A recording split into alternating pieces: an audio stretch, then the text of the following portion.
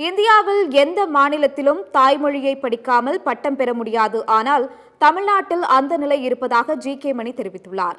சென்னையை அடுத்த ஆவடியில் நடைபெற்ற பொதுக்கூட்டத்தில் பங்கேற்ற பாமக கௌரவ தலைவர் ஜி.கே. மணி செய்தியாளர்களை சந்தித்தார்.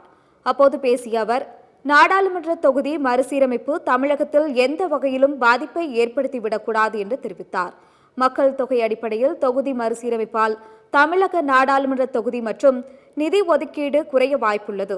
எனவே தொகுதி எண்ணிக்கையை குறையாமல் பார்த்துக் கொள்ள வேண்டியது தமிழக அரசின் கடமை என்று தெரிவித்தார்.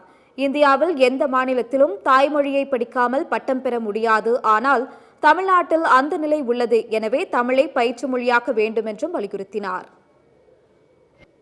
நாடாளுமன்ற தொகுதி மறுவரை என்பது தமிழ்நாட்டிற்கு எந்த வகையிலும் பாதிப்பையும் இழப்பையும் ஏற்படுத்திவிடக்கூடாது.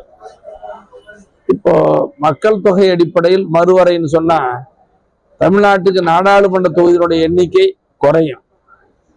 அந்த குறைவதோடு நிதி ஒதுக்கீடு உள்ளிட்ட நமக்கு மிகப்பெரிய பாதிப்புகளை எல்லாம் உண்டாக்கும். அதனால இந்த எந்த வகையிலையும் நாடாளுமன்ற தொகுதியினுடைய எண்ணிக்கை குறையாமல் பார்த்து கொள்வது தமிழக அரசினுடைய கடமை என்பதோடு தமிழ்நாட்டில் இருக்கிற எல்லாருடைய கடமையாகவும் நாம் கருத வேண்டும்.